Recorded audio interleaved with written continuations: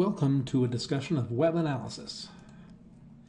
First, let's have a discussion of what is Essbase and SmartView and web analysis. Essbase is a multidimensional database used for ad hoc reporting and analysis. SmartView is an add-in to Excel for rapid ad hoc analysis within an Excel environment.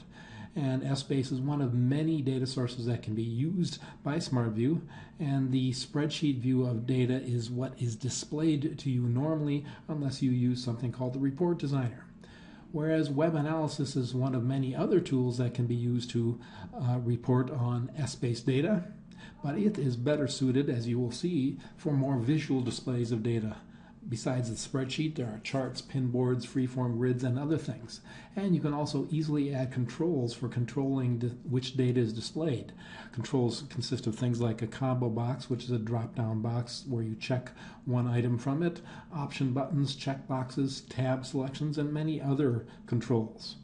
And Essbase is one of many data sources that can be used with web analysis, but Essbase is the topic of discussion here. Here's an example of a SmartView spreadsheet within Excel. So SmartView is an add-in into Excel, and there's the display of my product dimension, my products 100, 200, 300, 400, those product groups, my months and quarter one, and my sales cost of goods sold and profit percentage from my measures dimension. And I've got two other dimensions in my what is called the point of view. Well, how does that look in web analysis? And the answer is pretty much the same. However, it's a bit more difficult to get this analysis at least as quickly as you can in SmartView. So this is just a spreadsheet view of things with, again, my products, my quarter one and the months, and my measures across here, and what they call filters, my market and scenario, are shown up there. But I can easily go to the View menu and say, view this in a chart. And up comes a chart of my sales, cost of goods sold, and profit based upon the dollar amounts. And here my bars are representing the months and the quarter.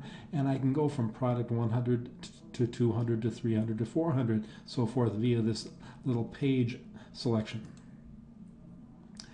But if you go and use the new document wizard, file new document from wizard here, in one of the steps here, you can say, instead of displaying a chart or spreadsheet, I want a vertical or horizontal combo, resulting, at least in a vertical combo, being a combination of the spreadsheet up above and the chart below.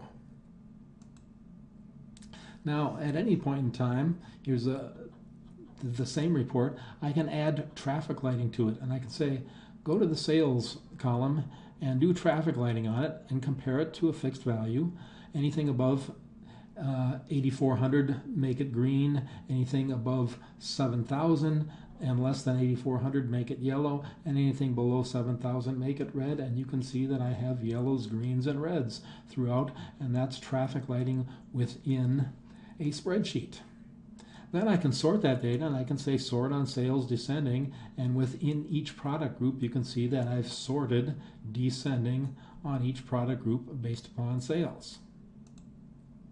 I can also easily add top and bottom retrieving, specify that in my sales I only want the top two in descending order, and there's my top two for product group 100, top two for product group 200, so forth and so on.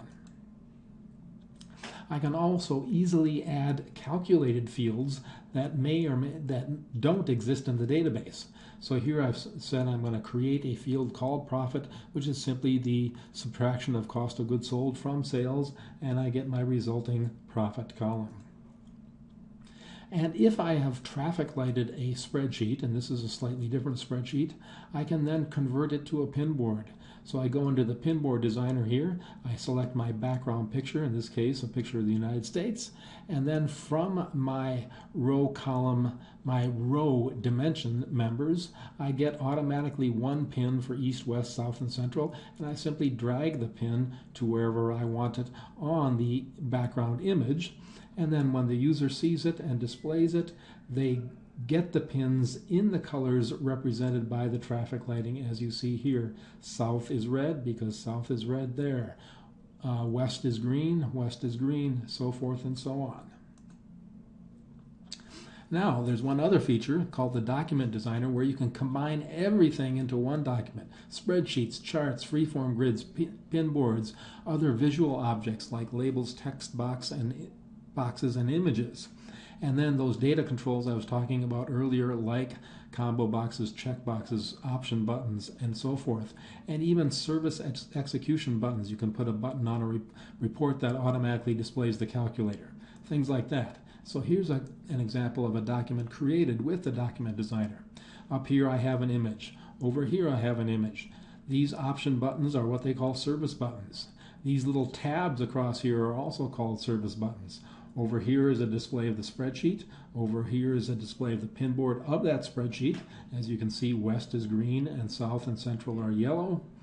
And down below I have a chart of that same set of data. Ultimately, you want to distribute these documents in some way, and via the Web Designer, you can web analysis, I should say. You can print the screen, you can print individual data objects, or all of the data objects, or you can print all of the open documents. You can actually export that data to Excel, Word, and PowerPoint, or you can export it to a local or network drive. And most importantly, for those of you that have Workspace, web analysis documents are available and visible in Workspace. You can also exchange those documents via shared services.